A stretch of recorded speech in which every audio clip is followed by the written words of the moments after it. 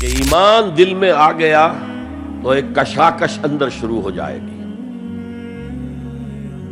میں اگر فرائڈ کی اصطلاح استعمال کروں تو ایگو اور اڈ یا لبیڈو میں تصادم ہوگا. آپ کے نفس کی خواہش کچھ اور ہے، ایمان کہتا ہے غلط. کشاکش ہوگی کہ نہیں؟ یہ اندرونی جہاد ہے اپنے نفس کے خلاف. جیسے فرعون نے کہا تھا الیس لی ملک مصر وہذہ الانہار تجری من تحتی، کیا میں بادشاہ نہیں ہوں مصر کا؟ مصر کی حکومت میری نہیں ہے؟ اور کیا یہ ساری نہریں جو ہے میرے نظام کے تحت نہیں چل رہی؟ اسی طرح برا نہ مانیے، ہمارا نفس کہتا ہے یہ جسم میرا ہے، میری ملکیت ہے، اٹس مائی ڈومین، میری خواہش پوری کرنی ہوگی. جیسے اس نے کہا میں نہیں جانتا کوئی خدا ہے میرے سوا اور میرے اوپر، میں نہیں مانتا. نفس بھی کہتا میں نہیں ماننے کو تیار، کیا حلال ہے کیا حرام ہے، کیا جائز ہے کیا ناجائز، میری خواہش پوری کرو.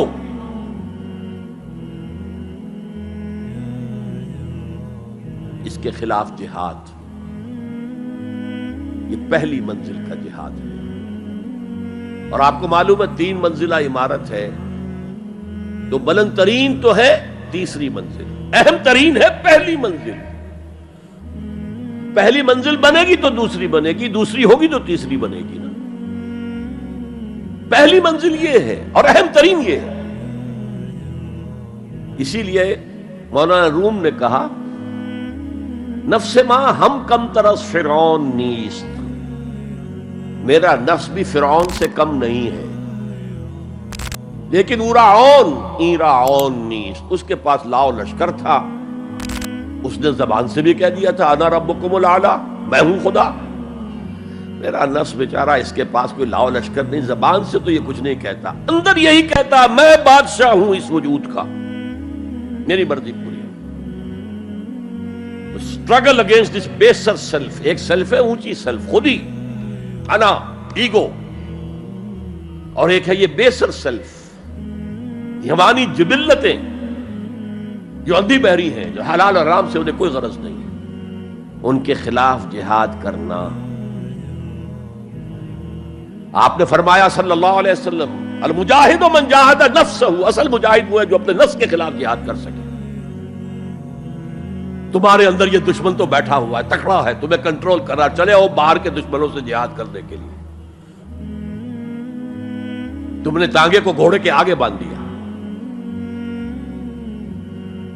اور ایک دفعہ حضور سے پوچھا گیا ای الجہاد افضل یا رسول اللہ، اے اللہ کے رسول سب سے افضل جہاد کون سا ہے؟ فرمایا ان تجاہد نفسک فی طاعت اللہ، اپنے نفس کے خلاف جہاد کرو، اسے اللہ کا مطیع کرو. یہ جو اندر کی کشمکش ہے، کشاکش ہے، یہ جہاد فی سبیل اللہ کا نقطہ آغاز، اللہ کا مطیع بنانا ہے نفس کو. اس کے ساتھ 2 سب لیول اور ہیں. اس نفس کو بھڑکانے والی ایک قوت ہے انویزیبل، اور ویزیبل بھی ہے. انویزیبل قوت سب سے بڑی ابلیس، شیطان لعین، اور اس کے چیلے چاٹے جنات میں سے. اور ویزیبل میں انسانوں میں جو اس کے ایجنٹ ہیں، جو فحاشی کو کلچر کا نام دے، یہ اس ابلیس کے چیلے ہیں. ان کے خلاف جہاد نہیں کریں گے آپ. اگر آپ ان کے خلاف ایگریسو ایٹیٹیوڈ اختیار نہیں کریں گے تو آپ ان کے دباؤ میں آ جائیں گے. ان الشیطان لکم عدوا فاتخذوہ عدوا، اے لوگوں یہ شیطان تمہارا دشمن ہے، اس کو اپنا دشمن سمجھو. وہ تمہیں سبز باغ دکھاتا ہے، بدی کو مزین کر کے دکھاتا ہے، اچھے اچھے نام اس کے رکھ دیتا ہے، اور تمہیں آمادہ کرتا ہے بدی کے ارتکاب پر. نہیں، وہ تمہارا دشمن ہے.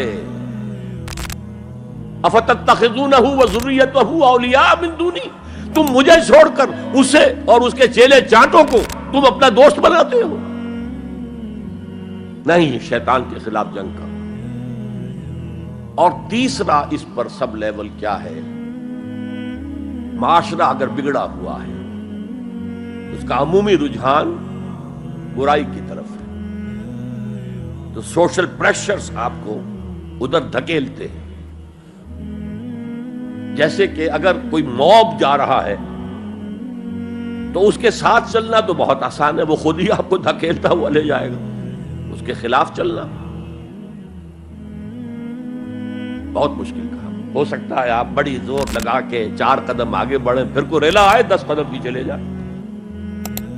تب 2 ہی راستے ہیں، زمانہ بات سازت تو بعد زمانہ بے ساز. یا تو پیسو معاملہ ہے، زمانہ تمہارے ساتھ سازگاری نہیں کرتا، چھوڑو تم زمانے کے ساتھ سازگاری اختیار کر لو، چلو تم ادھر کو ہوا ہو جدھر کی.